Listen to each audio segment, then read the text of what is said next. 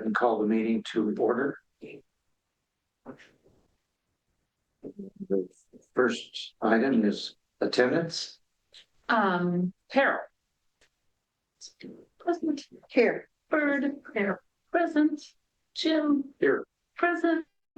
Larry. Here. There he is. And then Jamie here. Present. Di. Present. Richard. Was present. Peter. No, Peter. Peter. He's excused. He's excused. He's excused. Okay. Yeah. And Lisa. Oh, sure. Okay. And then Ellen Murphy present. Okay, we have a quorum. Okay, thank you. The first item or second item on the agenda is the land acknowledgement.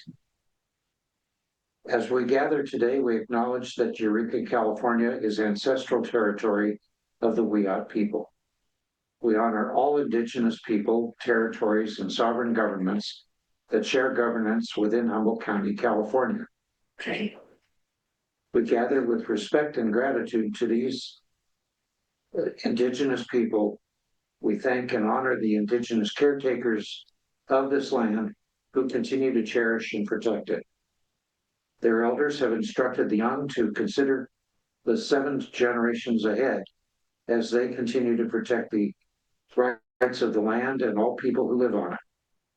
We encourage all to align with and follow the lead of local indigenous communities as they steward the land and protect all of its natural resources. We'll have a moment of silence.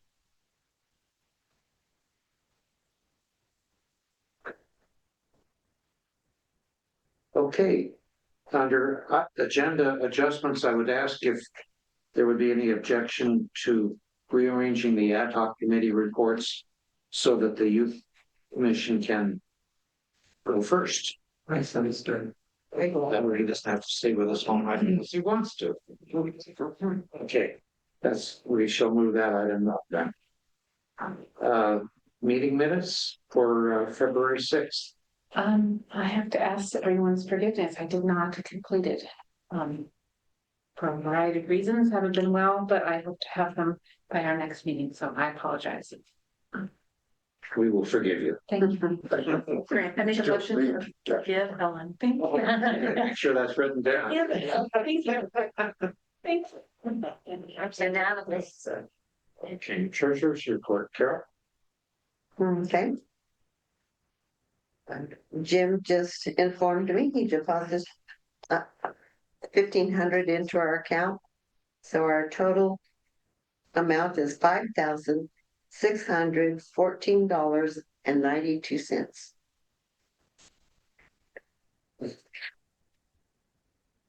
And is this for later on? Oh, when we have the speech committee's report, we can talk about that. Okay, any questions on the treasurer's report? Okay. Next item is guest speakers. We do not have one this evening. Commission communications. Chair notes, we'll start with that. I wanted to make sure that everybody is aware, including the Youth Commission, if they're interested. There is a Sanctuary City Committee town hall in Arcata tomorrow. No, excuse me, Saturday, March 22nd, from 2 p.m. to 5 p.m. at the D Street Community Center. Arcata just became a. No, we did that. Never mind. Yeah, they have been a while. Yeah. So they're going to have an open, free admission, open to the public panel discussion with local agencies and law enforcement, a community Q&A, and light refreshments provided. So we were specifically invited to attend if we can. I'm planning to go. Yeah. And if What is anybody, the top of the place? where? Where? It's the D Street Community Center. In I know Arcata. 1 D Street. Yeah. That's on Saturday. That's this Saturday. Is that- Yes, right. 2 to 5. I think you see. I don't think you need to register at all in advance. Okay. The second item I wanted to go over is the 700 forms. I've received a couple of them tonight. And if anybody can get those into me or to Nikki in the Board of Supervisors office before April 1st, that would be very much appreciated. And if you're like me, and maybe you're not, maybe you're in the bigger tax bracket than I am, usually page 5 is all you have to do, even though the booklet is 20 pages long or something like that. There's a little box on that first page that says if you have no reportable, then you can check here. Yeah, it can be simple. Yeah. Next item, just a couple of announcements that I thought weren't going to fit anywhere else. We received a rather scathing email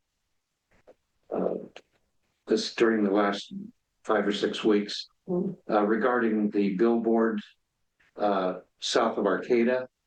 Not that the billboard was up, but that we weren't doing anything to go after the people that defaced it.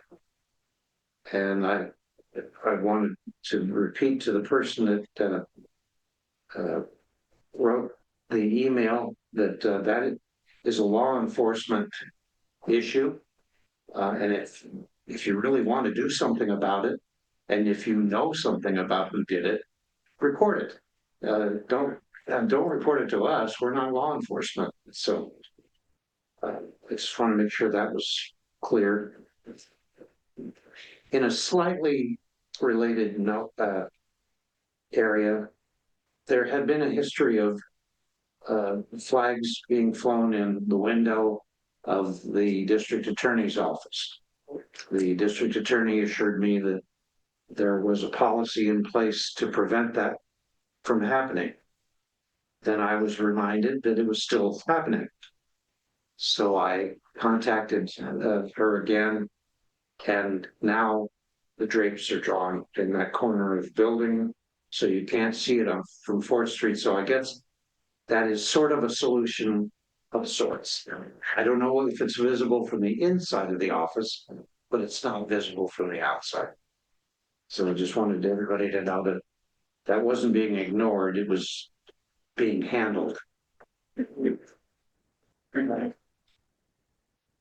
a little bit later, we'll talk about the message line and some possible changes there. I mentioned the one email that we had. Are there any other commissioner announcements that anybody would like to make? I don't know if it's an announcement. In the beginning of March, I had the opportunity, or maybe February, I had the opportunity to go to Washington, D.C. with a group. There's about 45 of us. And we went to see representatives and senators on behalf of Indian healthcare. When we were there, we left on a Sunday. However, the Friday before was when the president released his executive orders. And the one order that he released was regarding the DEI, diversity, equality, and inclusion. And in that, it was implied that American Indians were no longer citizens of the United States. So that caused commotion among Native nations. They did get, the large groups had their attorneys write letters to the president's administration, the Congress, and within 4 days, Indians were no longer considered under the DEI. We're now citizens. This just comes and goes, doesn't it? I'm gonna let you know. Well, that's what they say. If you speak up and put pressure, it makes a change. And that's the only thing that does. So that's what I've been reading and hearing. That, and you have to do it as a group. A group that put pressure pushes back. Did you guys push back while you were still there? Oh, yes. You hadn't left yet. No, it came out on Friday. We traveled there on Sunday. Oh. We heard about it Sunday night, and Monday there was also a large contingency. Native nations attending the National Congress of American Indians. And the high warriors. Good for you. Good timing. Good for It was good timing. It was, yes. Any other commissioner comments? I have, well, I guess maybe this, I was thinking, are we still at 10 commissioners? Members? Members, Yes, at the moment we are. and I was just wondering that, maybe we ought to take a little time every meeting, since we get access, to the public, that we mention that we are looking for new commissioners, and let them know what the process is for applying. Take us a couple of minutes, and again, just another method of trying to get the word out that we're looking, and maybe even, I don't know, I was thinking, that there are certain supervisors that are new pointers, that are the ones that have the vacancies. And, if we could just announce, if, folks that are interested, you can go to our website. I believe we have applications on our website, and they could, be turned into the supervisor that is making appointments. Something like that. Anyway, just throwing that out there, and it would be something that we do every meeting, that we had large amounts of vacancies. Well, you've kicked it off tonight with a good start, but we'll formalize it a little bit more perhaps for the future. But in case anybody missed that, we have 5 vacancies on the commission right now. And there are 3 appointed from each supervisory district. And particularly underserved right now is Southern Humboldt. It's pretty much always been the case, but especially right now. So if you're interested in joining the commission, all you have to do is apply to the Board of Supervisors. They do the appointing, and we welcome the additional help. I would also just use this as an opportunity to mention the update that we'll have on the Youth Human Rights Commission, and opportunities to apply for that will be happening this spring for an annual appointment. So people could contact the Human Rights Commission here at hrc@humboldt.edu, or what is it, Humboldt County? Not Humboldt.edu. Whatever, our email and our hotline number. Go to Humboldt. On our website. And we'll find us there. And let us know, we'll get back to you. Sure. Yes, sir. And we talked, I'm just piggyback on what Larry said. I talked to the advisor of Lumberjack over at Humboldt State. Classes are back, so hopefully they're going to have an article, probably going to interview me for the article, talking about not only the Human Rights Commission, but also the grand jury. Trying to introduce some of our students perhaps to participate. Both groups can use the publicity. All right, well, very good. Next item would be public comment on non-agenda items. I think we are clear tonight, though we was online. Yeah. Okay. So the next item would be standing committee reports, the first of which is Correctional Facilities Liaison Report. Okay, last time we talked about some issues that were happening. We were having difficulties with the phones we essentially have changed our procedure.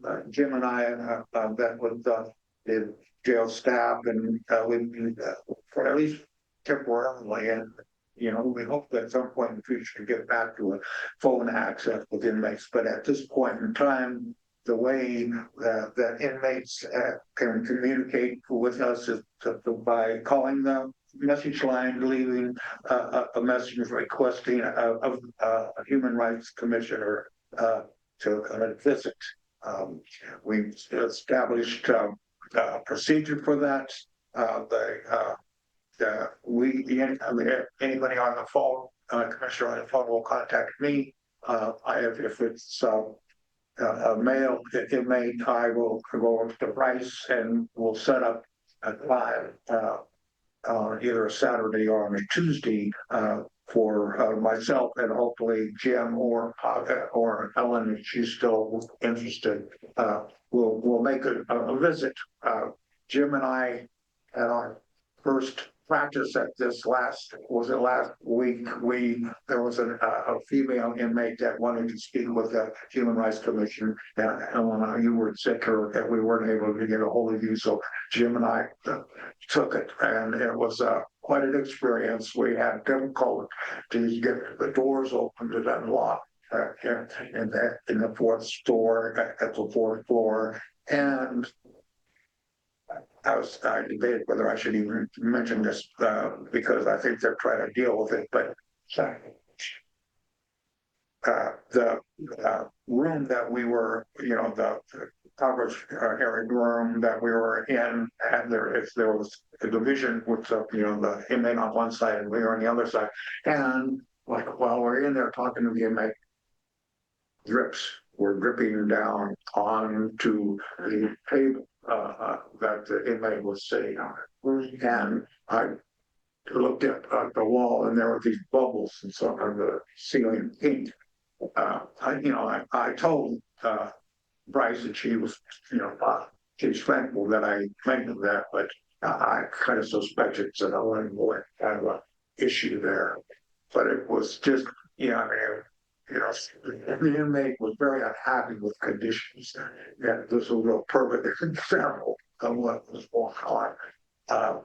She was getting out soon and was going to call us on our line there. And She hasn't yet. and she has not, which is not uncommon. But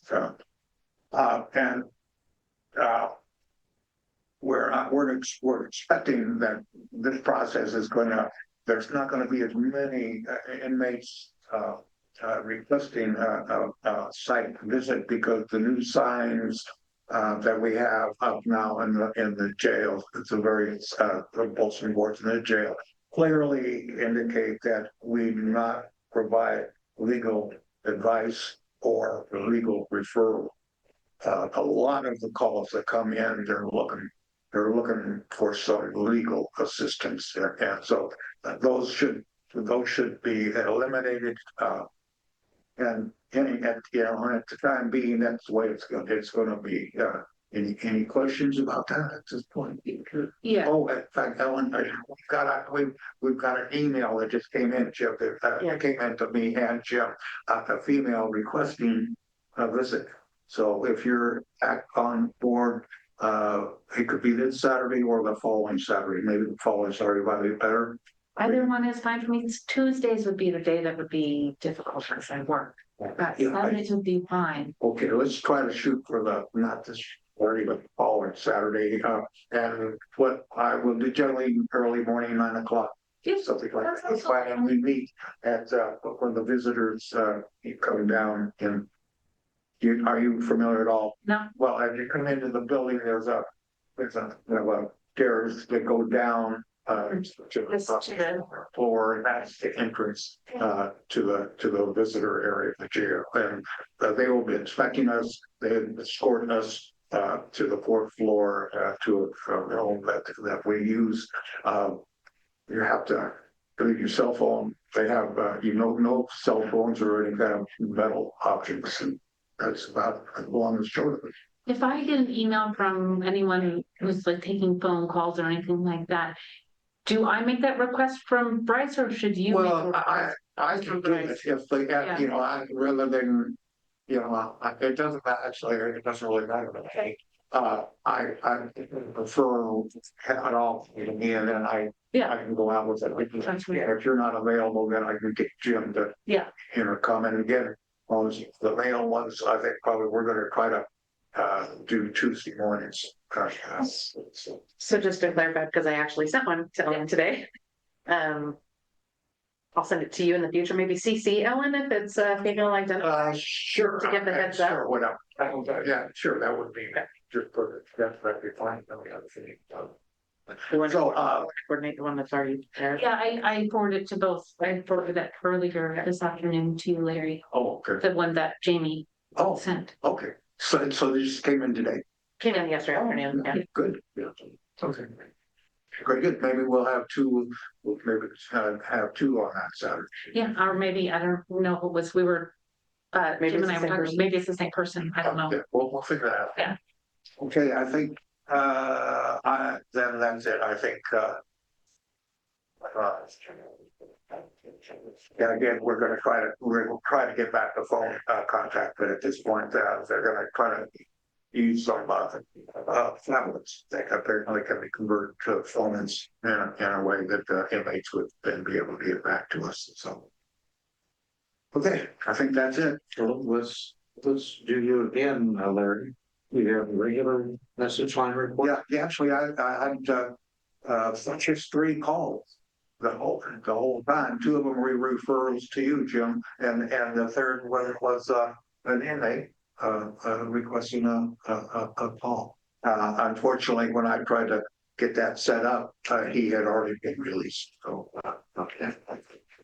And Jamie, do you have anything so far? Yeah, so they have 4 calls, 3 of them from the same person. And I gave him a call back, just clarifying the role. I just got his answering machine, clarifying the role of the Human Rights Commission. He was seeking legal advice and referred him to Northern Legal Services in Northern California. Let him know he could call us back if that wasn't sufficient, but that it wasn't our role to get involved in individual legal battles. So I left that message, and then and he called 3 times. The other one was the one that I forwarded to Ellen, who's a woman who is currently incarcerated in a jail. Okay. As far as future date assignments, I volunteered for April 1st through the 15th, but we could we have openings for the following 3 sets of 2-week periods, April 16th through the 30th. Well, I probably should sign up again here, so why don't I take that one? Okay. May 1st through the 15th. I haven't done it in a while. I'll do May 1st to the 15th. Okay. And May 16th through the 31st. 16th. Okay, You want to do it? Okay. All right, we're covered for a while now. Ellen, you'll have to remind me. Well, hopefully the person that's going off will always call the day before. Yeah. Yeah, it's super helpful. Thank you. It's very. Will help. All right. Next standing committee report is sanctuary. Anything to report? You already took thunder, so Oh, I'm sorry. that's okay. Doesn't matter. Doesn't have to be in order. I had a couple meetings with Fernando and he did promise that he was gonna let us know, which is what he did. You let everybody else know. So very good. We're set. Okay. Rapid response. Go Excuse ahead. me, Sure. let everybody know what. Oh, About that. good. About that. The D3. Okay, I'm thank you. There's nothing to report on the rapid response committee. And now ad hoc committee reports, we did decide to go ahead with the youth commission. So do you want to report first, Jamie, or? Rowan, take it off, but why don't you Go ahead. remember to introduce yourself? My name is Rowan Estlin. I'm a 17-year-old student, a senior at Academy of Redwoods. And I'm a member of the Youth Human Rights Commission of Humboldt County. And I've been here ever since Jamie and Jim first gave their announcement to AR asking for stuff and students last year. And now we've been getting the ball really rolling this year. Got a little list of things to talk about. I'll pull them up real quick. So financially, we've been waiting on this for a while, but the check has been posited, I think, to you guys overall. So once we get that working for the commission, we'll be able to get going with proper website domain and website being discoverable. For now, we have a website, but it's not fleshed out. We're still fleshing it out, and also it's not really discoverable. So once we get that check, we can start, I guess, being open to the public, our website, that is. Also, our bylaws right now, or 5 weeks ago, last time I saw y'all, our bylaws are very unfleshed out. Right now, they're still kind of unfleshed out, but I've been really working. We've got about 8 pages going, and we're kind of outlining how the organization will operate, how the executive committee will operate in and out of its financial year, which is just the academic year, since we're all students. And, generally, how should the organization act? Which is to say, on that note, we're not an organization. We're not, nor are we planning to legally become an entity, be it an association or like a 501c4. Not planning to do that for now because it's just extra work and benefits. And then we also have a logo.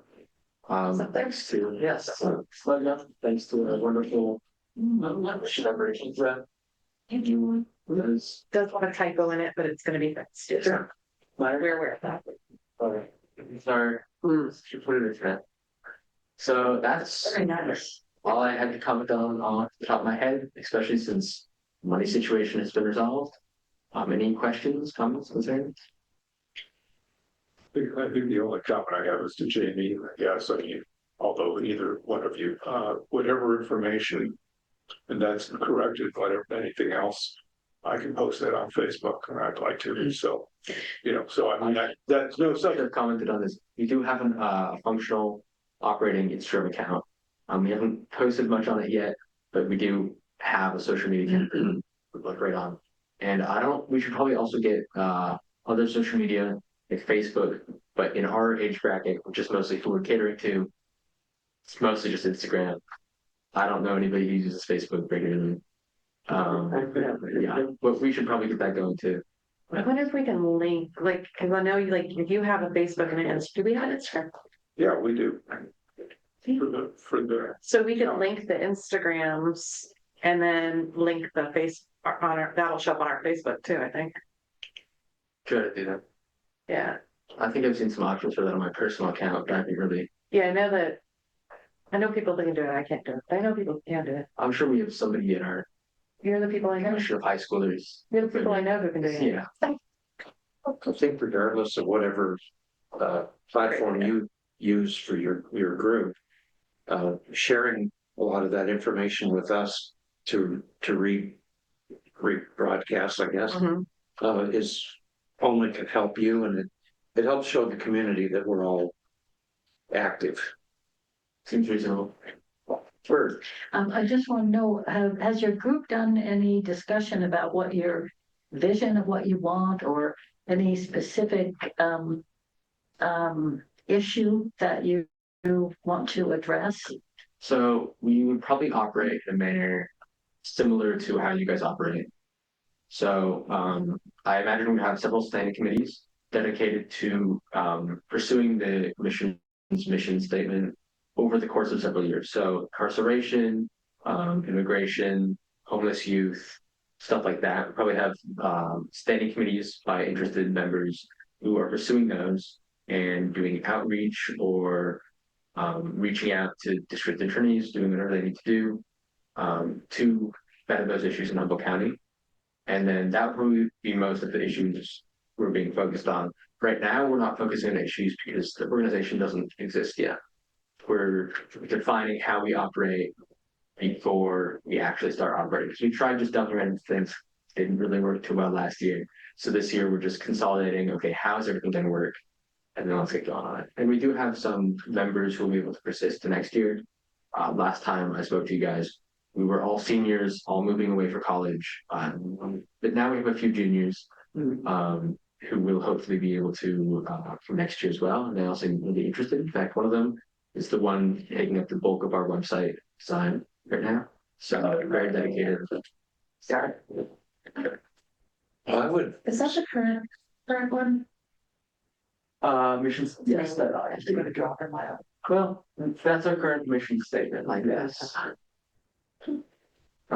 Very short so that it can be, distributed. We have a longer one, I believe, somewhere in our bylaws. On the front page, we have kind of a statement of what we do, what we're all about.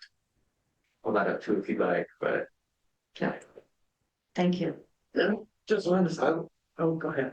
I was just gonna suggest that in the near future, you guys are meeting next week again. Yes, but not the week after, because that's the cares the one. If anybody can carve out a little bit of time to write a public service announcement that could be shared with the Guy and Commission, especially about the formation of the group and how you're going to need members and how you're going to be going to the Boys and Girls Club. Something like that, even though it's in a different format than what most young people would be looking at least to build that awareness some more.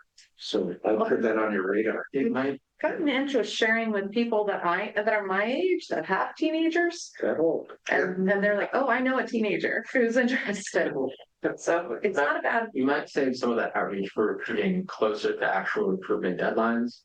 If we have a time period dedicated to, okay, this is where we're gonna send out application forms and do interviews.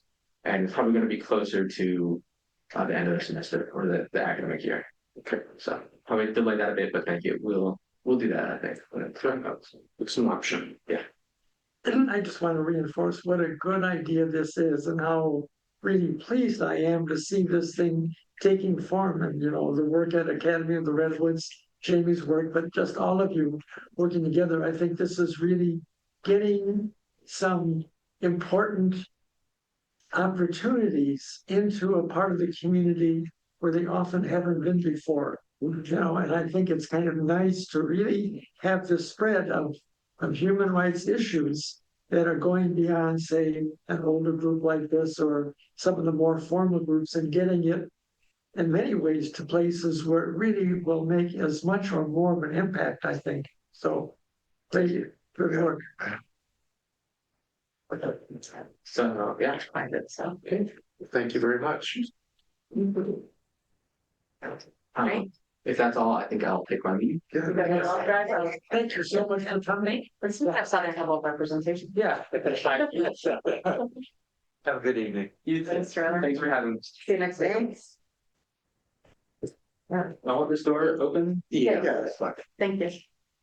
Jamie was gonna ask, he mentioned a check to me. Oh, yeah. That was the $1,500 that was deposited. So I don't know when we want to have that conversation, but Jim and I were talking about this before the meeting, how to figure out how to get the money so that they have access I think when the speech to committee use it. Okay, comes up, we can we'll talk talk about about that. that. Just how to access money from that account. Right. But it maybe could just something, unfortunately, your request and the speech committee's request came in At the same time. at the same time, and they really messed up. It would have been helpful if we had coordinated and known that we were doing something. So maybe in the future, the youth are going to ask for something. Just be sure that we're not asking for something too. I think we could talk about it here, but yeah, Especially the same amount. Yeah, exactly. that was the confusing piece. It was I'm like, it's fine, but yeah. Continuing on with the ad hoc committee reports, cultural awareness, indigenous people. That's what we need to change their date. Among other things, would we like to extend the date? I think we should do it for at least a year. So let's just change that to a 25. Okay. Especially with what's going on at the presidential administration and cultural awareness of indigenous people. And also, I guess, with the committee, And if we could set a date now again, This here, yes, oh no, that's the end date. But for the committee members, we have Larson, Miller, Lochte and Sunberg. I have my calendar with me. What are you looking at? And are you looking at? the membership. If we do Zoom, do you set that up? I can. That would be the best way. A Zoom. I just need to know. I can, And when are we going to do, Carol, what are you, a date? Oh, usually Wednesday mornings are good for me. I don't know because I can make that work. Yeah. so you're talking about next Wednesday for a first one? for the first one, So what day? Oh, good meeting. how about Wednesday, the April 2nd? Is 9 o'clock too early? Nope, that's great. I wonder if just a suggestion to this committee, if, or the bigger group, if there's interest in tabling at the big time on campus in April. Oh, that's right, there's certainly. That's coming up too soon though, I don't know, Mhm. right? It's like first week in April. I think it's April the 5th Yeah, like and the the first week. 6th. Right. Yeah, I mean, if people want me to look and see if it's possible, I can do that. What is the For you. event? Cal Poly. It's the California Big Time. It's held at Cal Poly every year.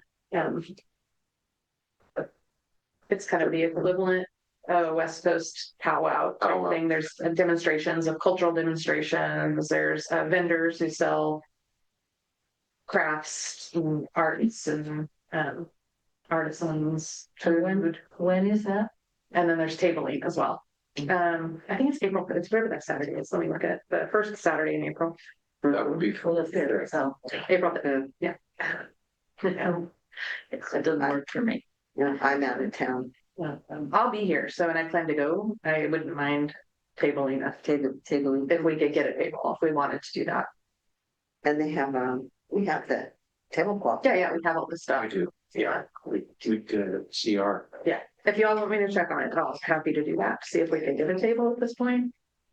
Why don't you inquire, Okay. Yeah. Pull something together? It's also a good opportunity to have visibility with students. Yep. And how do I get involved? Mm-hmm. It is. Okay, anything else for Carol? It'd be good to get a meeting going there. Technology and communications, Guy? Nothing new to report, other than, like I said, I'm posting whatever I get.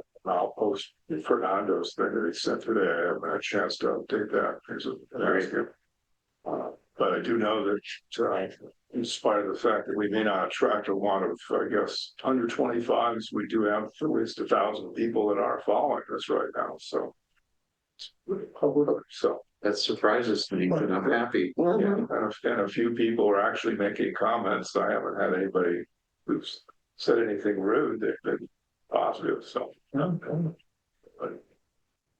but anything that anybody wants to get, post it, let me know. Because, Okay, right now I'm just grabbing whatever I can get that seems appropriate.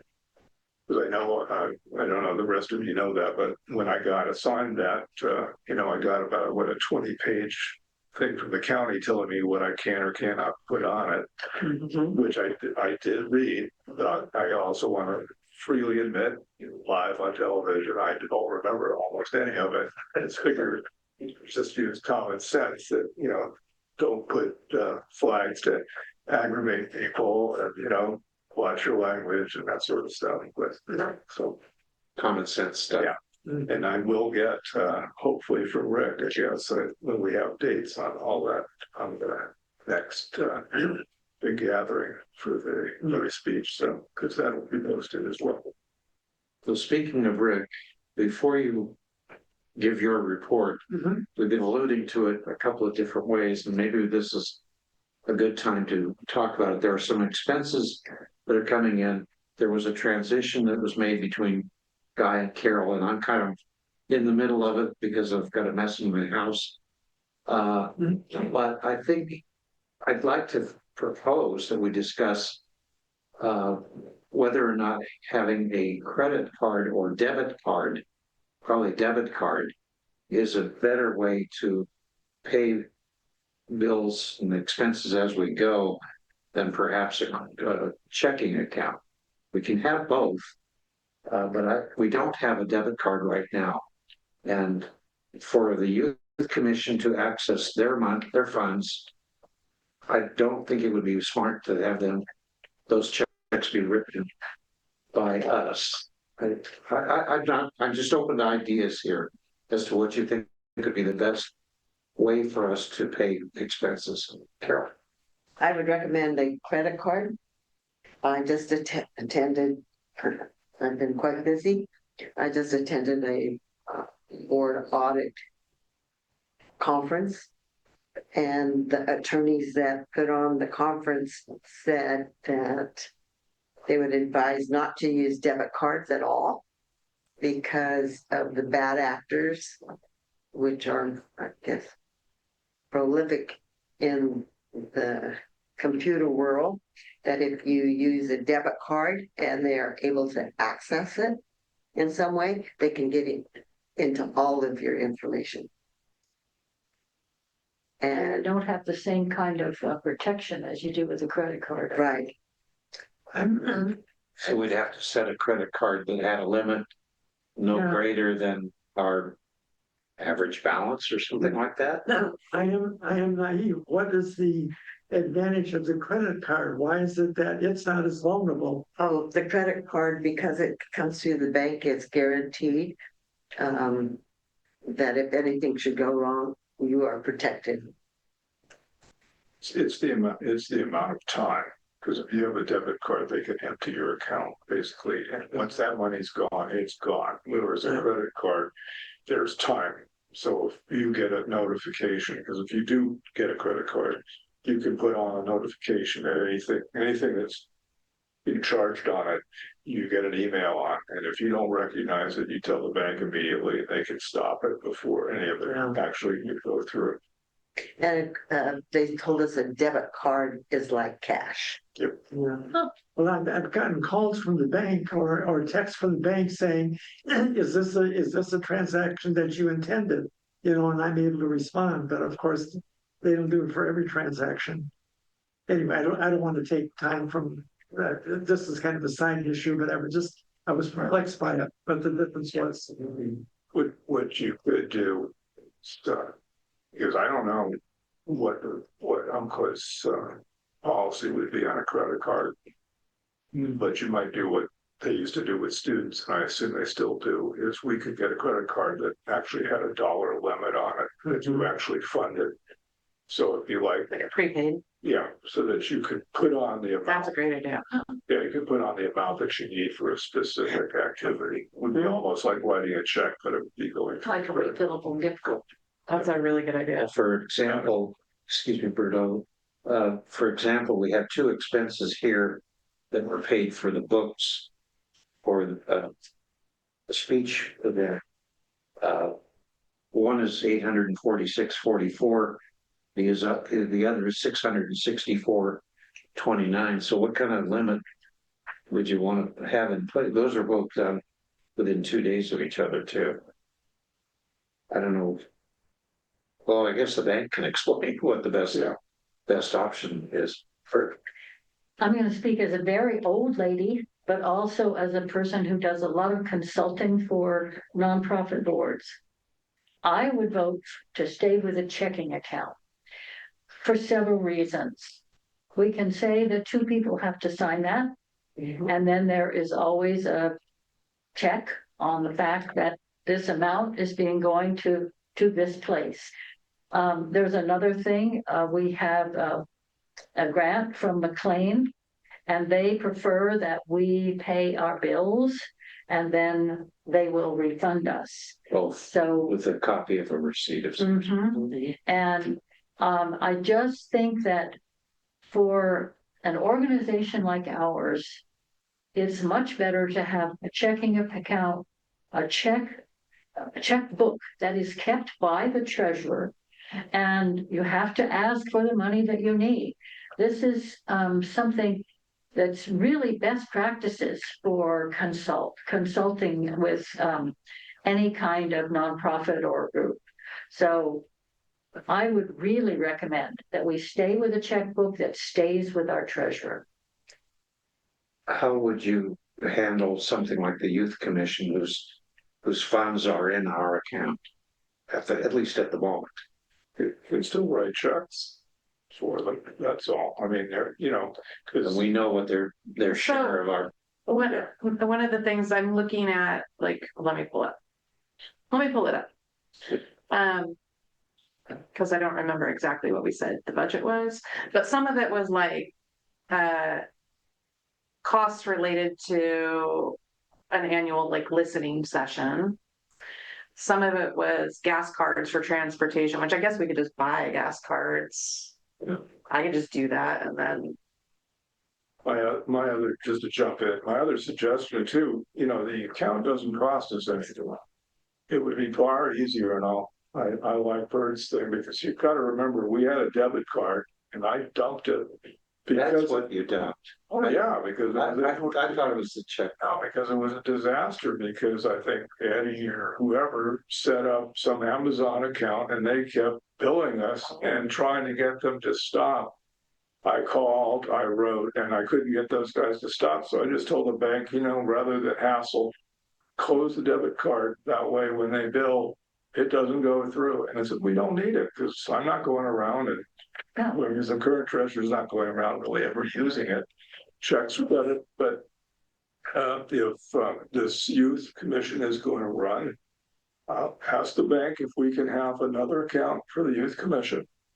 Could be still under Carol or whoever the current one is, and you just have two accounts and we can transfer, all that can be done online by the treasurer. You can transfer, you need, you know, $1,500 to go to this account or that one. We're not dealing with big money, so. no, exactly. It's So small. There's actually the possibility, depending on who's going to be handling the money for the youth, is setting up a cash account for them for small amounts, that somebody just keeps track of those. Right, I would love that, because they have a secretary and a treasurer. It'd be great to have even like a petty cash kind of thing. Yes, like petty cash. That they could track, report back to us. Yeah, And that gives them responsibility. Right, and you would do it Good idea. with small enough amounts. right, so I like that idea. If you do have a problem because somebody's a rogue, then you're not losing a great deal. But one of the things you're doing with these kids is training them to use money wisely and to track it and keep track of what they're spending. So I like that idea. I would really like to see them have a petty cash account. And Jamie, you would probably be kind of the overseer, Yeah, but be sure their treasurer Right. is learning. I mean, we can really help these kids. So we're advocating for a separate checking account under the umbrella of ours, and Or just a petty cash account that Yeah. somehow just a we petty like, cash. Like just write a check to them for a certain amount of money and they cash it and have their box.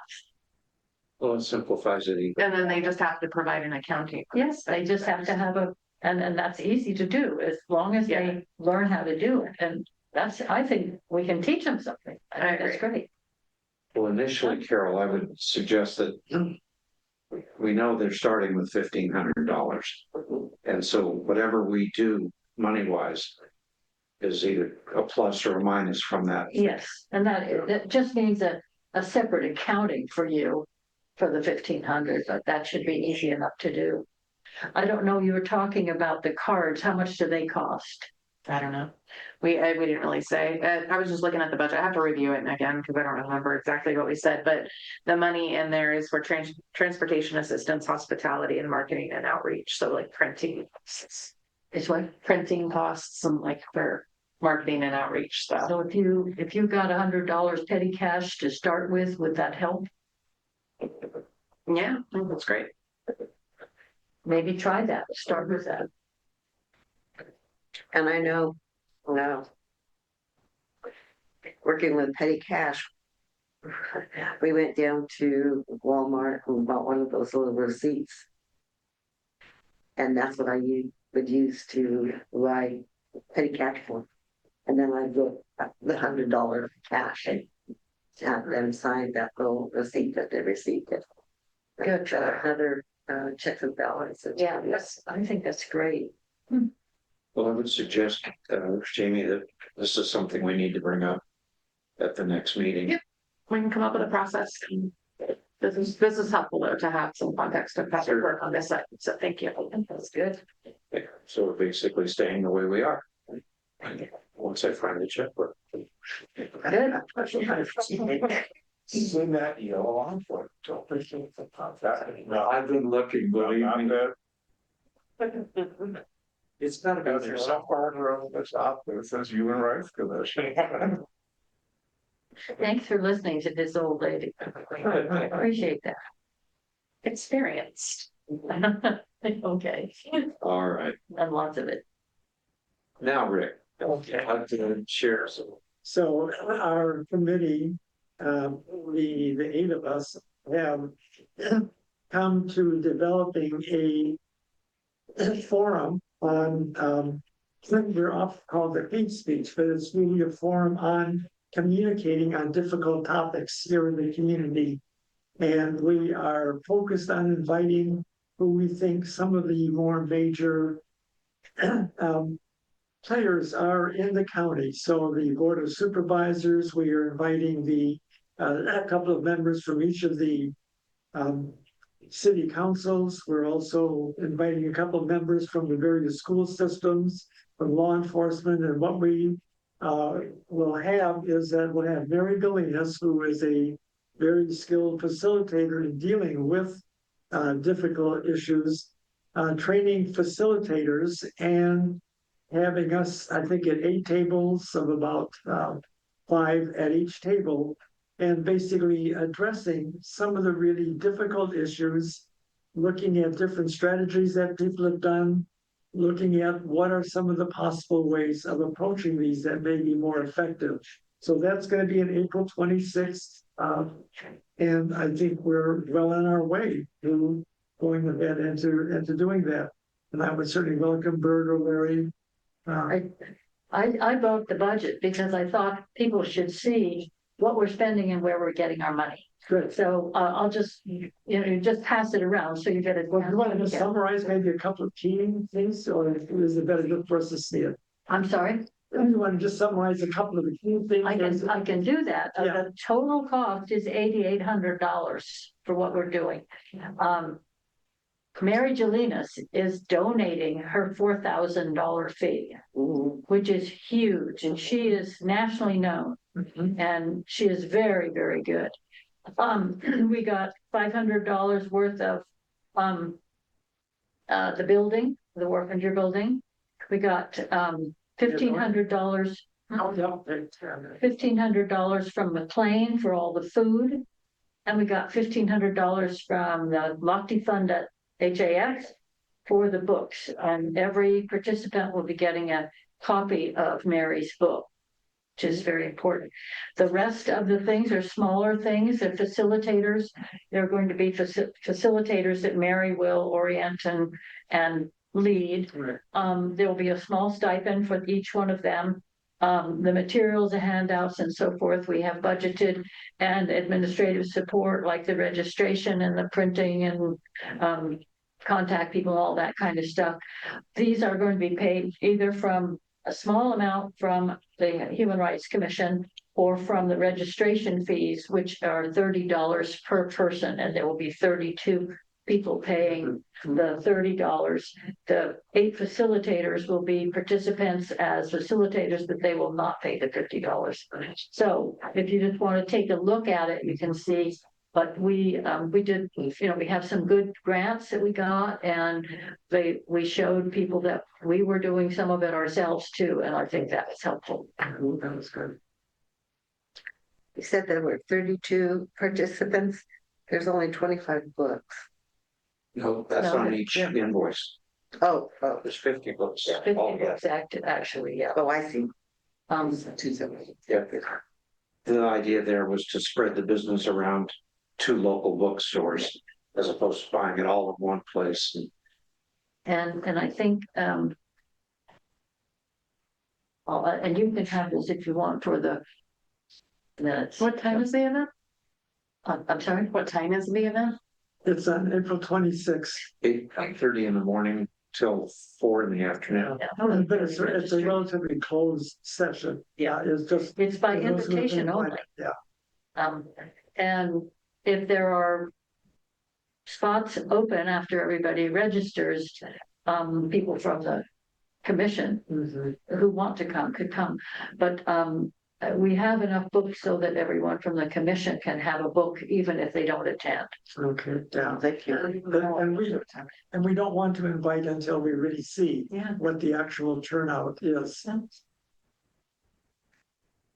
Okay. To your question from yesterday, no new responses as of today. We haven't gotten it yet. Okay. Anything else, Rick? That sounds, if there's any questions, certainly that's fine. Okay. All right, thank you. Next one is the Homelessness and Behavioral Health Years Committee, and I see we need to update that date as well. We want to extend it by a year? Yeah. Okay. And I don't know of anything. We don't have anything. Only thing that I would suggest that we could do for maybe the next meeting, because I don't want to prolong this one, but we need to do something similar to what Free Speech Group is doing. Although not a pig, but gathering together law enforcement, local authorities, whether they're law enforcement, whatever, to deal with homeless issue. And I think one of the things we also need to I talked a little bit about it, I think last time, is how the county present an audit. They've spent millions of dollars. We have seen absolutely no results as far as I'm concerned. Problem is as big as it's ever been. And, I'm angry. I've recognized that we're living in really trying times, that it's going to get worse unless we start addressing it. And, Eureka had a meeting, I guess, yesterday or whatever, that they tabled. They're discussing 7.5 hour long meeting. Yeah. But they're just, I mean, I didn't see all of it, but it just seems to me that, they're just going around in a circle with it. They need to come up with some solutions and actually act on them. And if they don't work, then try something else. But right now, this home key that they did during the COVID and whatever, they spent huge amounts of money. I know it helped at least a few people, if nothing else, just getting them off the street even for a little bit, but it's not solving the problem. And, I don't know how many of you, go into Old Town, go into our essentially Skid Row section, but I travel through there every week and it just gets bigger and bigger. And, there's garbage everywhere and people living like, I dream it's the feudal ages or something. I'm thinking, my God, how can we do this in the time that we live in? So, we need to try something. I mean, supposedly we were going to build some homes. Nothing really came of that. And we've got all that property sitting over there. And all I see, I've heard people telling me about, we could build these little, one room things for a few $1,000s. Well, guess what? For the kind of money that we spent, we could have had a whole slew of those, and we could have provided them with sanitation. We could have provided them with localized police. They're there all the time anyway. And I know the rest of the community, they may not be overly thrilled with it, but you kind of go, but look at, just as an example of Eureka, how much time they must be putting in their police, having to police those events. And everybody else in the community is complaining that they're not getting police service, that something happens and the police say, come and file a report because we don't have enough officers in the day to deal with it. So I think we need to, like I said, we need to address it. I'm not a Trumper or anything, but I do agree with one thing is that, what we've been doing up until now doesn't work.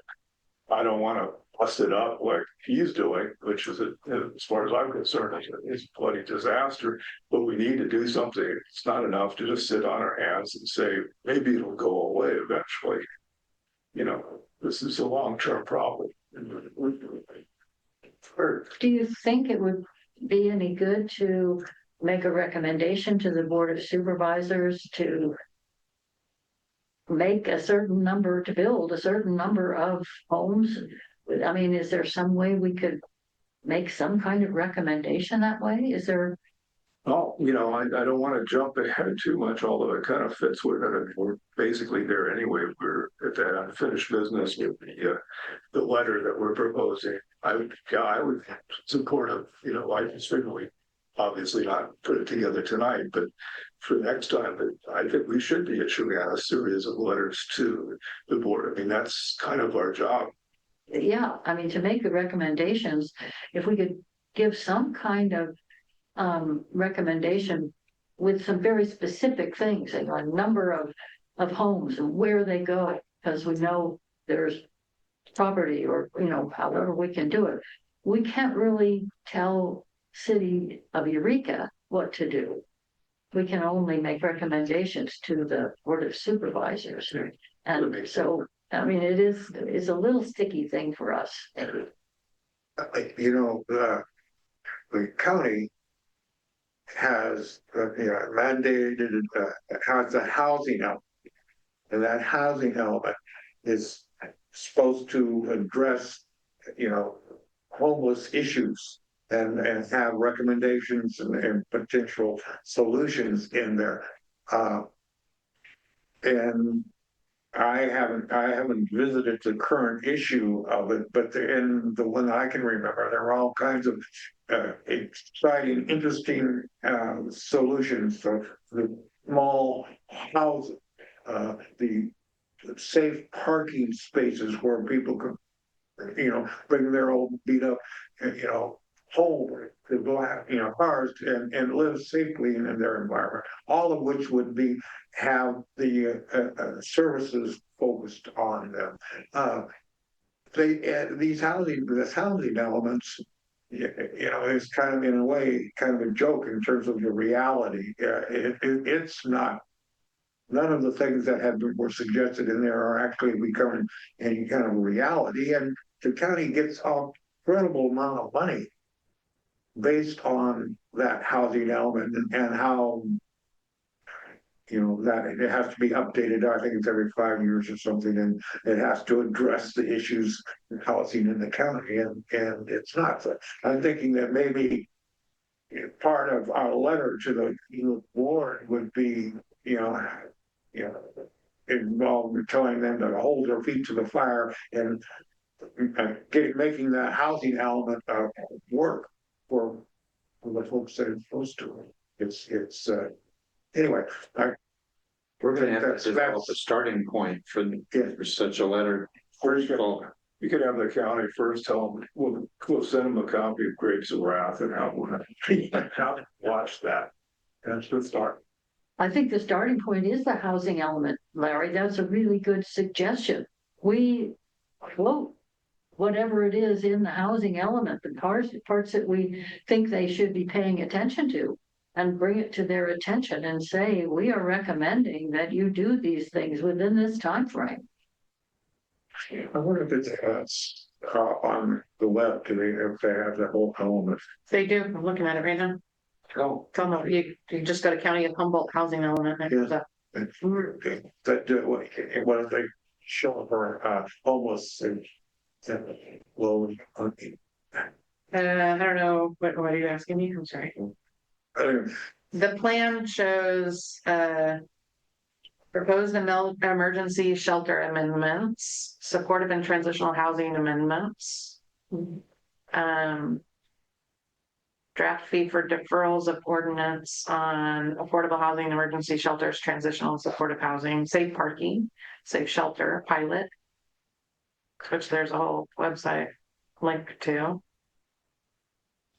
Of course, the reality of all of it is I mean, I think it's important for us to propose we're gonna have to wait until, first week of May when the governor releases the May revision on the Yeah. budget. Because I know they're gonna sit there and say, yes, all this is wonderful, but we have no money, because that's what they always do. But I still think we need to, pursue it. Well, what about following up though and having like a May 1st target date? When we would actually make a presentation. And when they would then have the budget in hand and they could look at it. Guy, would you be receptive to starting a Yeah, A draft? I'll put something together. Carol, you and I are also on the committee. We could collaborate, I'll start something and then I'll send it out to feedback, and we can. The current element is from 2019 and the new one will be 2027, so we're kind of at the end, but it says there's 1,400 reported houseless people at that point. Yeah. That's a half of them are in Eureka too, I bet. Oh, yeah, no, easily. I count about on Saturday morning when I come through there around 9 o'clock, I count about 200 that are on the street out there. Wow. By the food. It's second between A and C and around first, and then you have others that are wandering all over the place. And I mean, and the side of, the tragic aspect of it, you just sit there and go, some of these people, I know they have mental health problems, whatever, but other people, they could be useful. And we're just not taking advantage of it. We're just letting them lay on the streets there. I think one of the things that they did address in this element that I'm just looking at quickly is the ADU, a revision to the ADU policies, accessory dwelling units, to allow for more units to be on a property, but that doesn't address that because, Well- yeah, sure, that helps my mother-in-law have a place to live, but it doesn't help people who don't have families who own homes. So my neighbor will probably be upset with me, but he built an ADU and he's now renting it for $2,500. Oh, totally. And I said, yeah, right, that's. That was the intention. Yeah, that's not my intent. People who, Well, let's leave it at that. We'll start composing a letter which we can all contribute to. We did the Youth Human Rights Commission, so that's done. The letter that we have on hand, which is certainly subject to revision, I shared a copy with everybody. And I don't know whether we feel it is ready to send or not to send. It's a proposal to the Board of Supervisors. Anybody know what I'm talking about? This letter has been bouncing around for a while in various forms. And Bird did some modifications to it to make it read better. And I've steered it in the form of a letter to the board rather than to the tribes. Although we certainly would appreciate and want tribal buy-in if this is what they think is good for them. And I guess, Carol, you'd be best positioned to answer that. I would, to have a, what's it called? A tribal chairman's commission or meeting, and it's held in Trinidad. So it's local tribal leaders that participate in that, and that's where this letter would be a great place to introduce it to them. Are you It's called it's called the Tribal Chairman's Association. That's what it's called. Tribal Chairman's Association. Are you suggesting before we send it or after we send it? Well, because it does say we are enlisting the support of all local tribes. Yeah, So, it seemed to me that we'd be real valuable if we could get that input before. yeah, that'd be great. Finalize the letter. I agree. I know that Guy, you had a comment that you thought it was too soft. Yeah, I mean, And but I it needs to be toughened up. Do you have an idea of what Carol's got that kind of That's- support right Well, there. because the problem we've had, I mean, it's not us, it's throughout the country is we have Native Americans, they have sovereign rights, not all of them, because not all are quote unquote federally recognized, and some are not even citizens anymore. It's because the president doesn't know the history of our own country, so that's another story.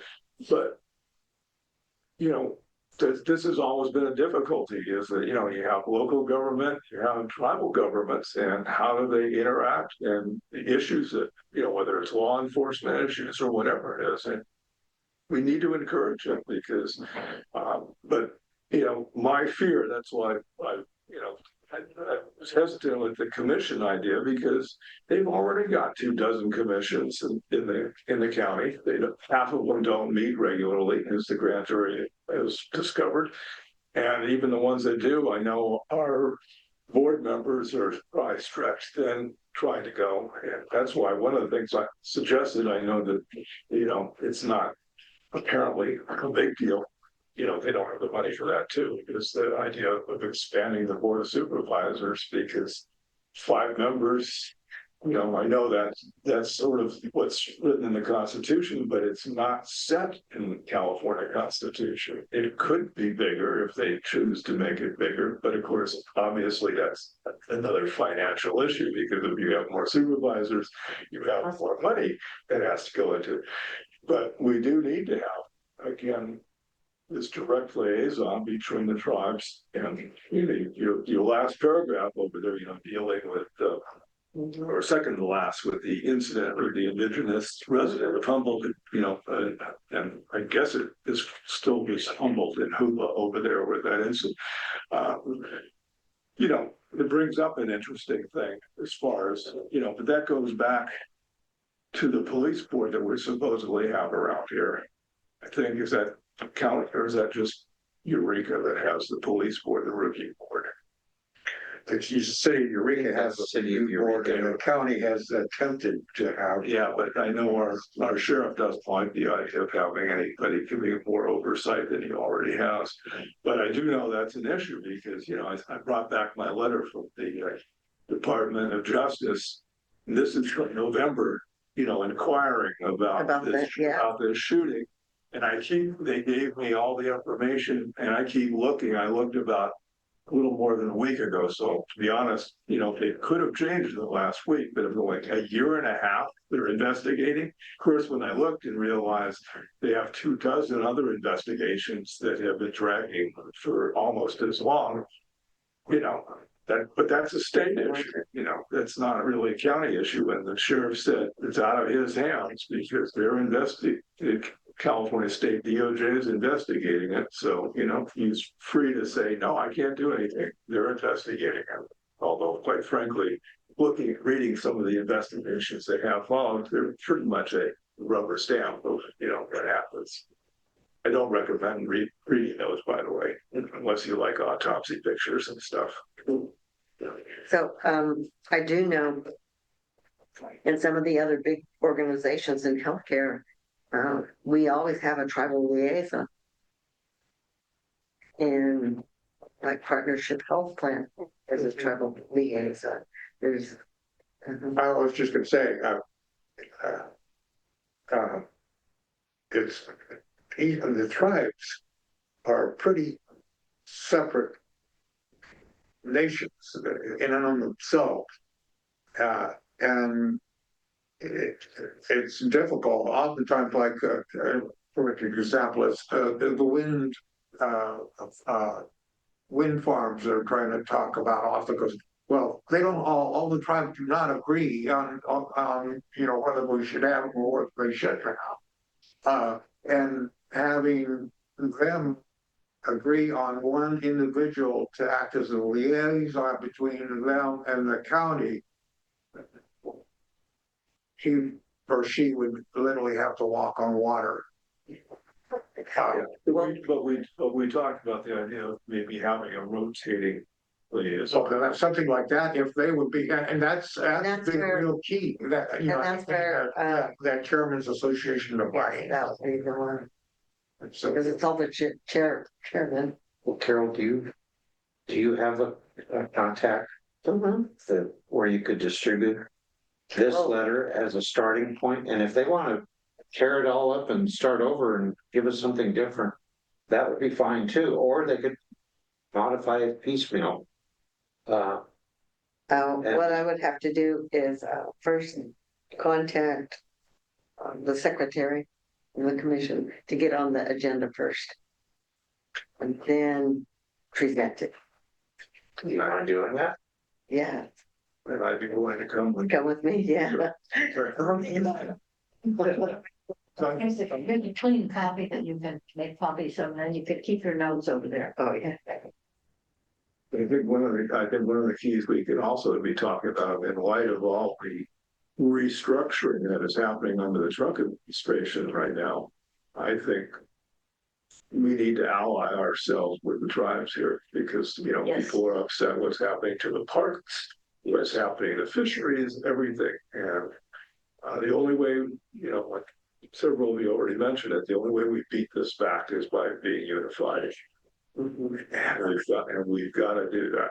It doesn't mean we have to agree on everything and maybe every bit of the details, but at least the main points. And I think we can do that. Was the BIA on Trump's chopping block? Oh, yeah. Everything is, but like I said, they just rehired, I think, 1,000 of the state park workers or federal park workers because there's been all resistance over there. We need more of it. And then we need to hear about it also from our illustrious law enforcement too. Although, for natives in healthcare, it's under HHS. And the director of HHS happens to be favorable to Indians. And the new deputy director of health equity is Stephanie Weldon, who's local tribal person. Oh, yeah, and she worked for UIS she did. before she went there. Yeah.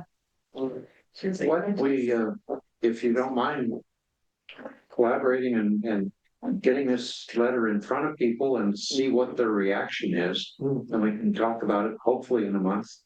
Or no, well, we'll be meeting sooner than a month, unfortunately. And we'll take this another step further down. Which brings us to new business and the consideration of expenditures to assure on-schedule meetings versus the planning commission. And this is where I have a little bit to report. I think it costs us dearly in following and in our own attendance because of these changes to our schedule whenever the planning commission cancels. Sometimes the planning commission has a good idea that they're going to cancel and we get notified. Other times we get it almost at the last minute or sometimes even after that, which happened to us in February. I think there is a possible solution to it, and I'd like to share that with you. I did learn that the cost for the security at the front is $30.03 per hour. So if we were to pay the full expense on a first of the month meeting and the planning commission wasn't part of it, they canceled for some reason, our expense would be $60.06. I thought it was a lot higher than that, to tell you the truth. And I think that's why we have been reluctant to try to carry it ourselves. We do have some funds that won't last forever, but I would like to see what you think about going the first of the month regardless. And if the planning commission cancels, we go ahead and pay it. Can we make that a motion and hold on? Entertain a motion. Okay, I motion move that we establish a fund or a pay for meetings that the planning commission has canceled. I don't know how to say that. Somebody say what. Oh, I think we understand what you're saying. Is that we move that we simply always meet on the first of the month. Regardless. Regardless, and pay the fee if necessary. Yeah. Is there a second? You can't second your own motion. Yes. Doesn't count. Now, second. Guy, seconds. I have discussion. We're gonna have that. Okay, the first thing I want us to do is to go to both the Board of Supervisors and the Planning Commission and say, you have budgeted this amount. Don't take it away from us because we need for you. You mean the funds that we have right now? The funds they have budgeted Mhm. for the Planning Commission to be there. Whether it comes from the county or the Planning Commission, it has been budgeted somewhere. That's And true. why should we be the ones who get kicked out when it's already been budgeted and we are one of their commissions that meets for them? Good Part point. of the other thing, just to tag on to it, Bert, is I'm assuming with the new budgets, we will hear what they're gonna budget us, because we do have a line. The money that we have currently has been carrying over for a couple of years. I assume it will carry over Right, again. but I mean, but it's a line item now, and we talked about it way back when it had, it. You know, if there's lean years and they can't afford to give us as much, we understand. Because, you know, but we could also have them consider that, what Bert's talking about, if nothing else, if they're not budgeting it for planning commission, at least budget us an additional $700 to cover the costs when necessary. Yes, I mean, How do you want to approach this? A letter to the board, or I don't know. I'm willing to approach them about it? Mhm. Yes, sir. I would, there is a motion on the floor. I would suggest we act, because there seem to be a couple different issues here. One is, are we gonna meet? And the other thing is, well, what about getting this other funding? I'd like to act on the motion, and then maybe we can talk about what else should we do to get things in line. Do you want to restate your motion I don't know. to be just about? Gushing out my throat. I'm sorry. Sorry, just to add to that, because I hear what Rick is saying, but also want to kind of put on the table a question about where the discussion is about moving, that we've had several requests from marginalized populations in our community about moving the location. Meetings altogether, and there's costs and limitations related to that, I recognize, but I want us to have a conversation about that. Because I feel accountable to the community, because people have asked me, I'm like, what are you doing about it? Well, if that needs some background, you've had conversations. I've had conversation with the Jefferson Community Center as an option for hosting, but and I think that was shared with the whole commission. I'm not sure. There's a cost associated with the room. There's a lack of security. There's no security there. So there's that issue. There's more parking. It's accessible in that way. I just think that we should have a conversation. Do we want to continue? I don't know what the question is. Do we want to continue to meet here, recognizing some people don't feel safe participating, and we miss out on representation on the commission. We miss out on representation and people coming and talking, because I mean, it's really hard for people to come here and talk to us public. We saw that in February or January, whenever we had that meeting. Or do we want to say, you know, maybe quarterly we meet at a different location, or we meet at a different location for special topics? And I think there's lots of conversation that can happen. I'm just not sure what the answer is. Yeah, I just want us to have the there's a conversation. lot of topics that we're raising right now. Yeah, exactly. But Yeah. Yeah, I mean, we have in the past, held our meetings at different locations. We had a regular meeting in southern Humboldt at one point.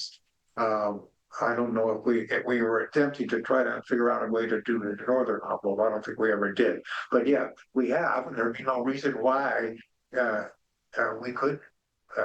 I don't, you know, they didn't have any problem with us when we did it in southern Humboldt. And so then, I mean, it was great. So I hear there's a lot of issues here. I throw my motion in the trash and let's start. Okay, And a second. you're withdrawing that? Yeah, let's make it less clean, start with that, exactly. And then if, are you withdrawing? your- Yes, I- your say, well, then I would say, I move that we make a commitment to always meet on the first Thursday of the month. And that's all the motion is right now. We're making that commitment to meet on the first Thursday. There's a second to the motion. Any additional discussion on that? Well, we've got to figure out how to pay for it. That's, you know. well, That yeah, comes next. Yeah, Yeah. Because we talked about what the barriers are. That's, I think that's Yeah. beautiful. Mhm. so is it. Any other discussion? Who seconded that? That was tied. Thank you. So next thoughts on. Well, we should, we need to. Oh, excuse me. Is there any further discussion? Okay, all those in favor of the motion, please indicate by raising your hand. It's unanimous. That's important. Okay, that's passed. Yeah, Now I think we need to talk about Money how we will, or are we willing to pay the $60 if we can't get the county to do it, but that we ask the county for whatever is budgeted, that it be budgeted for us. would that be in compensation no matter where we were meeting? Or just here? just here. That would be for here, because I think we'd have to get that one first. So And is that the next question we should ask, or should we address the question that Jamie raised? Well, then we should talk about, do we want to see about going other places, perhaps once a quarter or something? And then we would have to address how we would fund that. Jamie, let me ask you, you were supposed to receive some more detailed information on the building, Yeah, we both did. and I don't think it ever happened. Yeah, there was a contract in there. Oh, I'm sorry. Yeah. I'd have to open it up. I believe for the larger room. I mean, now I can't even remember. I'm sorry. Let me pull it up real quick. So we have that option, I know, of using the larger room, which if we're doing quarterly and we have a special topic that we like really put energy into getting word out about, maybe that makes sense.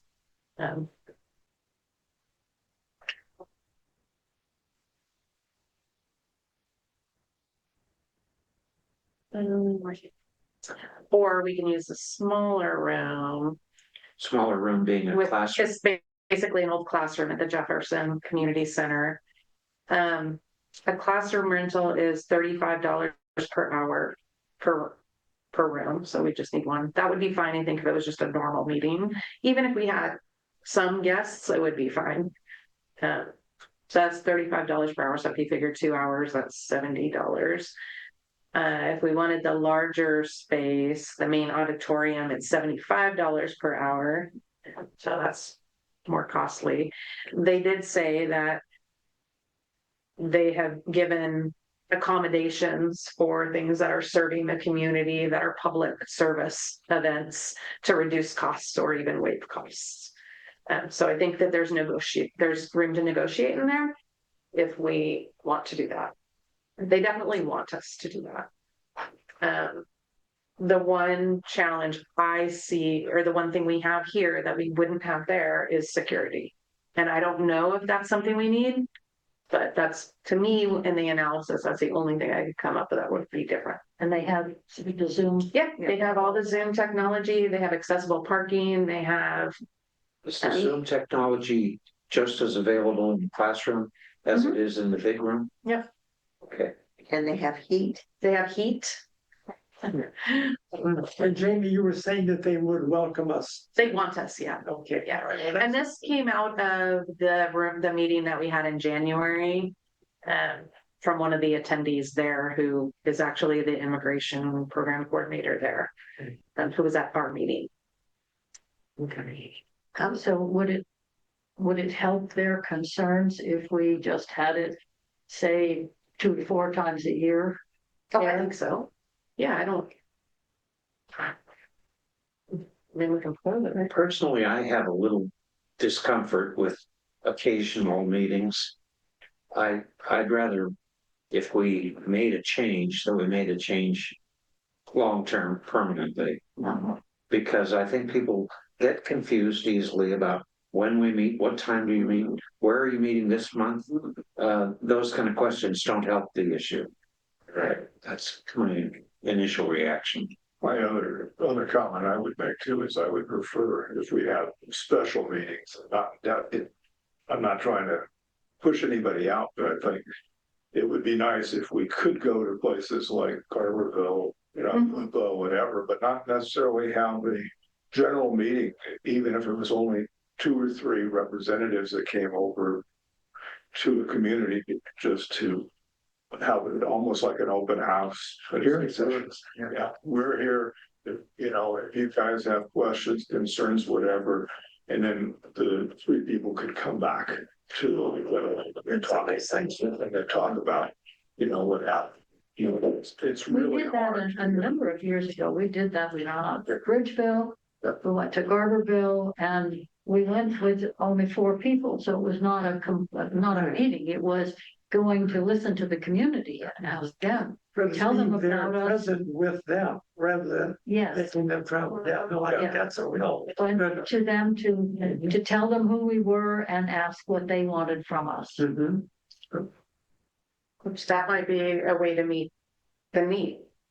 Too, right? If the need is how do we get inclusive voices?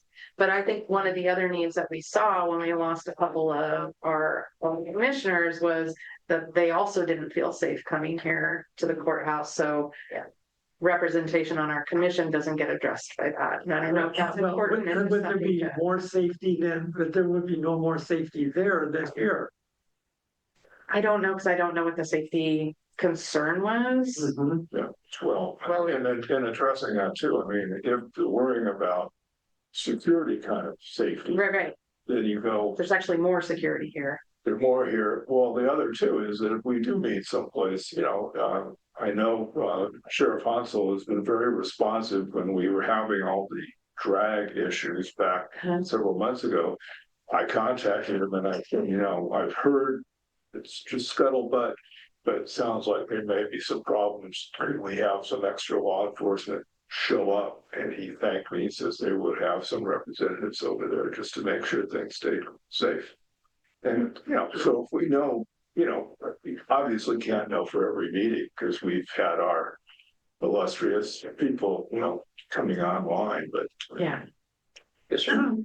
Just sort of following what we're thinking here, it seems to me that if we were able to, say, meet with groups of 3 or 4 in different communities periodically, that might help make the connection for people who are feeling disconnected and who are maybe feeling fearful about coming here.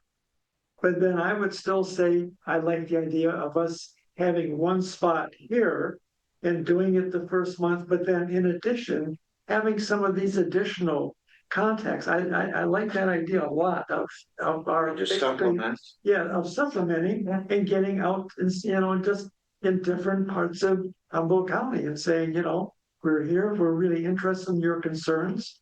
And I think that could really be a nice adjustment.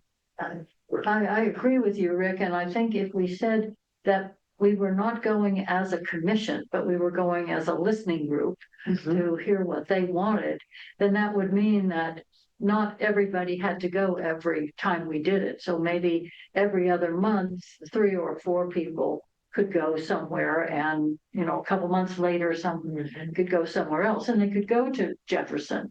And they could go to other places as well.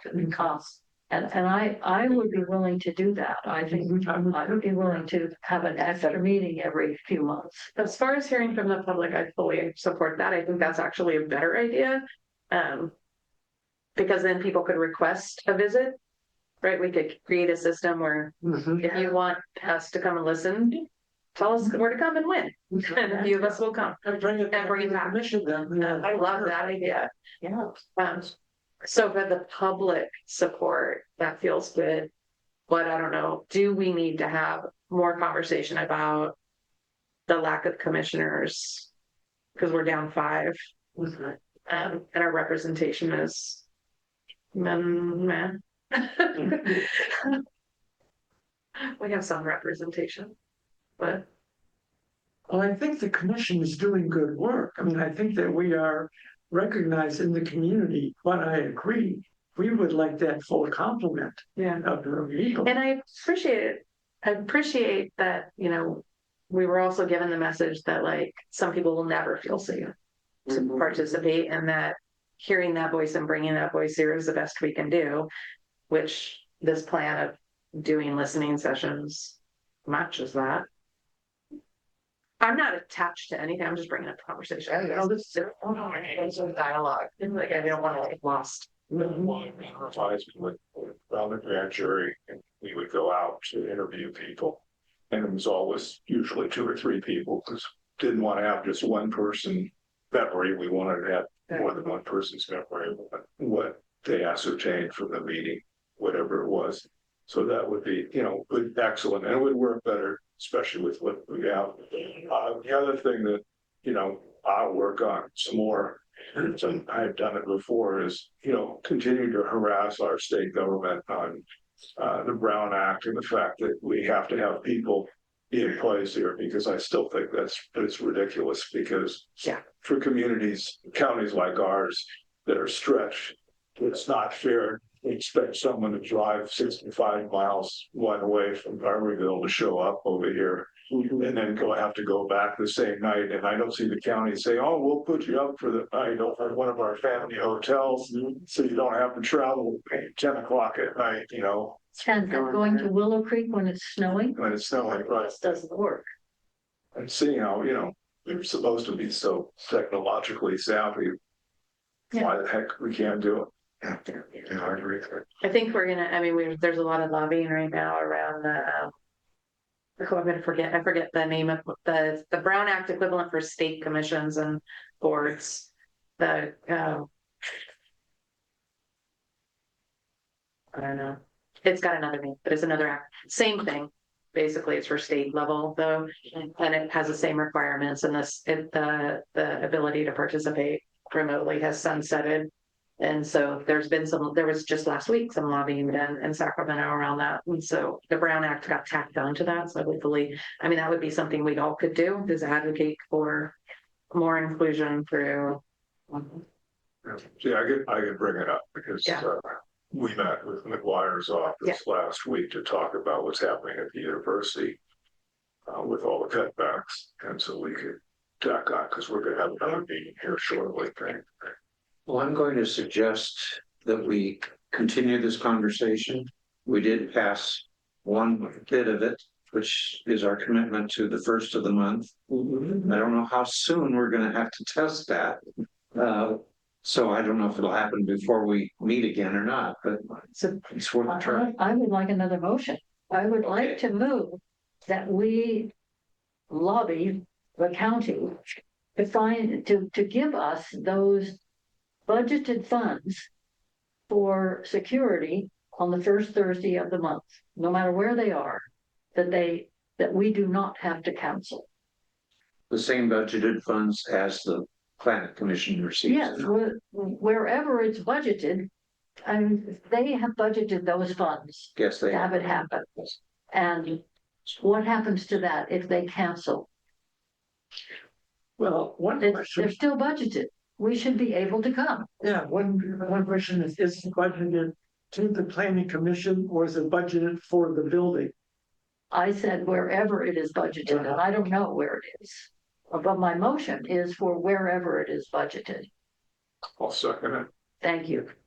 Okay, it is moved and seconded that we lobby the Board of Supervisors for the same budgeted funds wherever they are expended for the use of the building on meeting nights.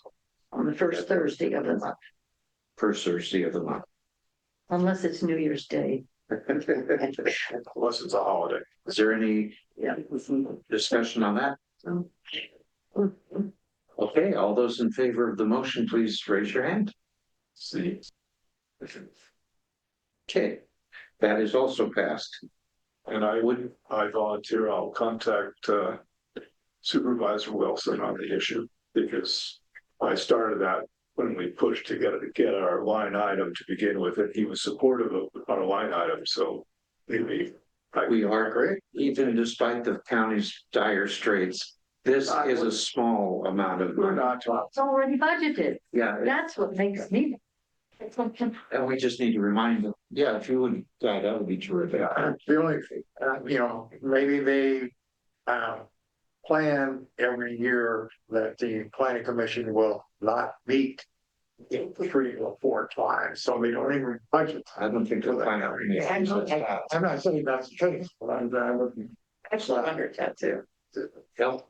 Thought there was a calendar that you shared with us where we mentioned what dates they. There would was, be But meeting. even after that calendar was put out, they canceled one of the next Yeah. meetings, so. But maybe the next one we can use that as like one kind of test case Yeah, that we- is already planned.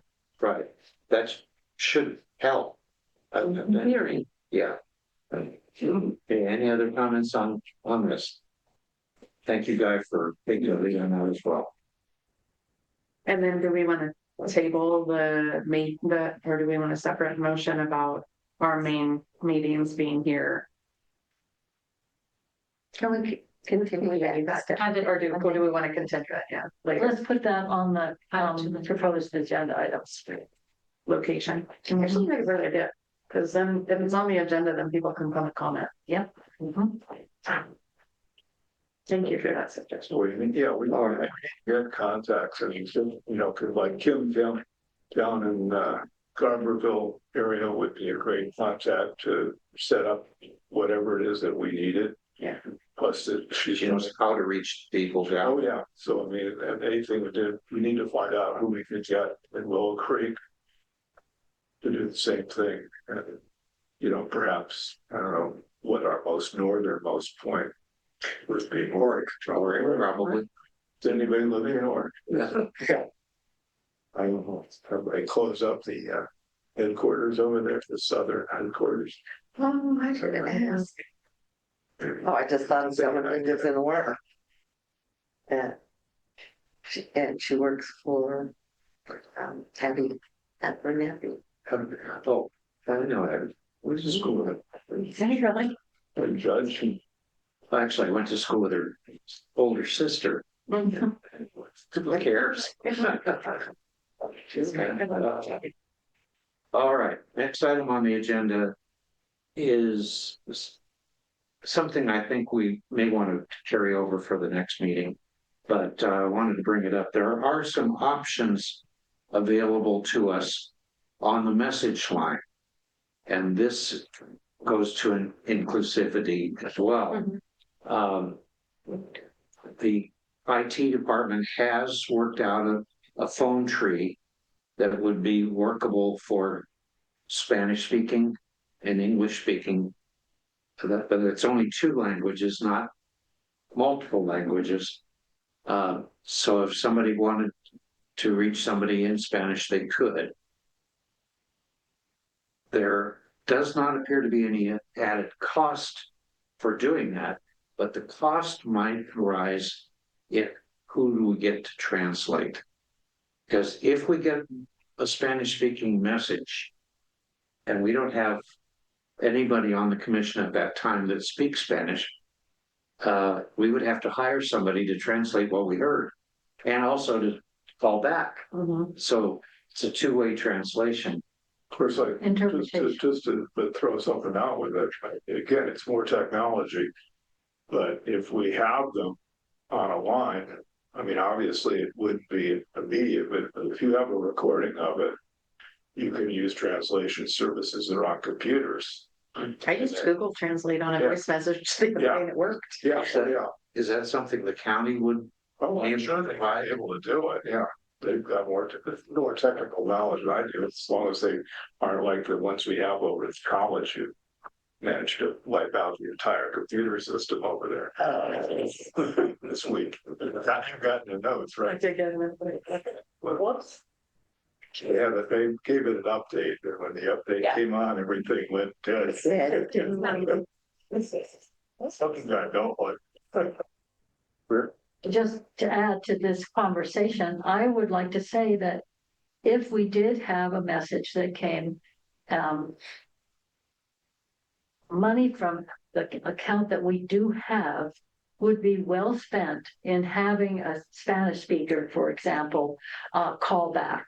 That is something that is available in our community. There are interpreters that will do that kind of thing for us. And I think that would be money well spent if we did have something that came that way. I don't know, I don't have a clue how often that might happen. Well, if it happened every day, then we'd have to reevaluate, but I would think, I doubt if we're gonna have that many. I mean, I don't know. But it would be nice, I mean, we do have a name, because I mean, I'm embarrassed that when we did our immigration meeting, that I had not thought about having Me someone too. translate, Yeah, and that was, you know. But I know that since then, I know on that Facebook, I've been posting things, and then I've been doing Google Translate for good or evil, and translating it into Spanish and into Hmong, and I put that on there. That's really you know. cool. So, at least I figured, trying to make an attempt, hopefully not saying anything crude. Just to be cognizant of how interpreters and translators react. Interpretation is verbal, translation is written. And when we talk to someone, if we say we want you to translate for us, Right. they immediately think it's written.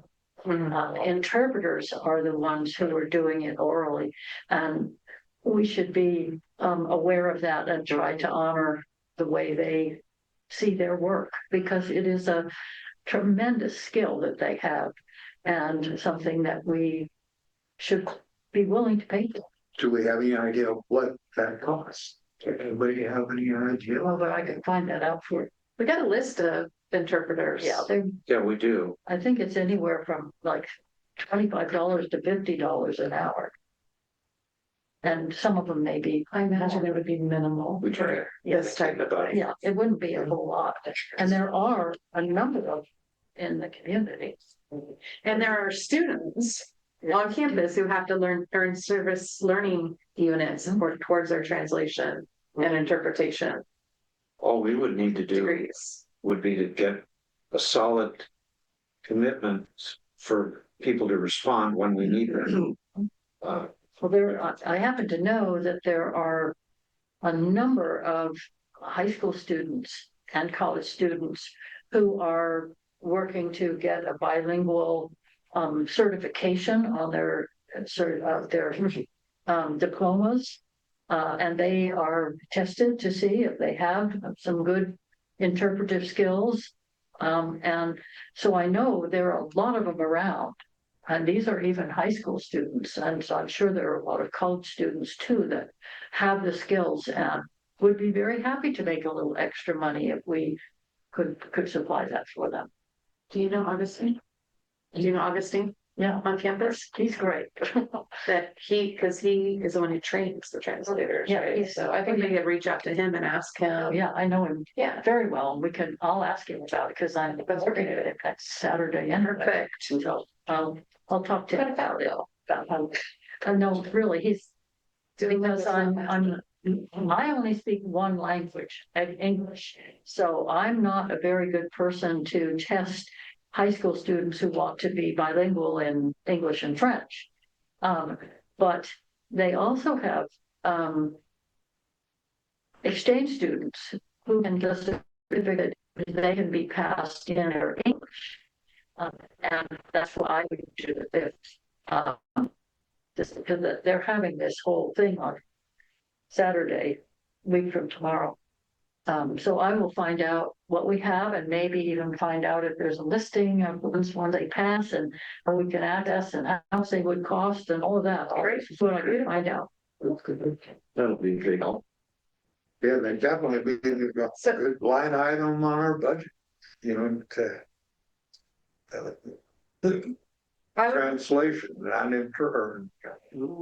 interpreter services, not translation services. Okay.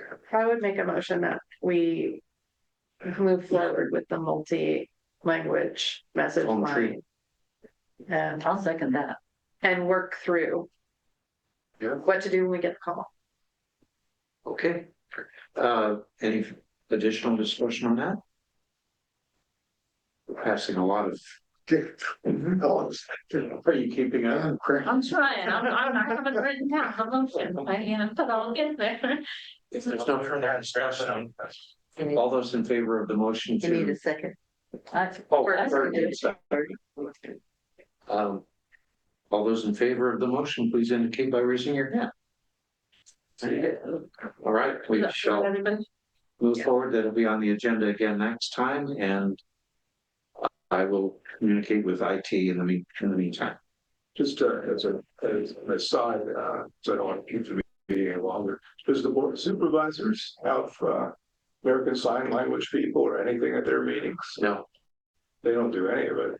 So maybe we should not formulate another letter to remind them that they need to have some translation. at the very least, you could have sign language. Well, it seems Minimum standard. Yeah, they like, they have done, they teach the culture, and but they should have someone locally, probably do.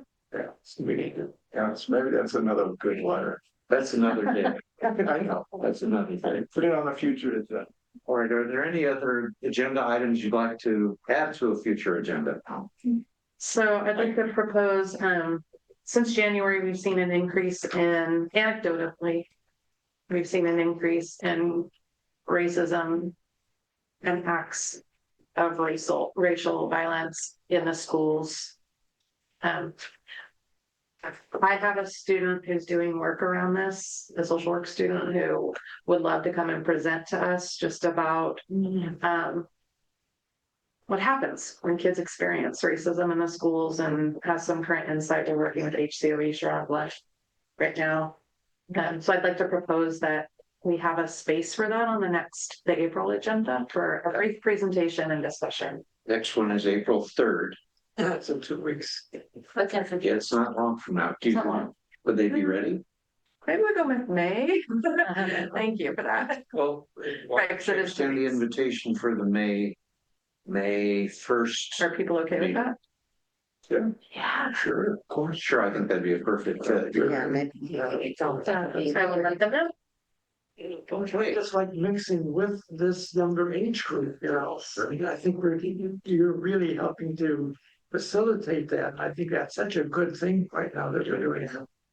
I'm very passionate about intergenerational relationships. Good. All right, any other items before the commission? I think we can adjourn. Oops.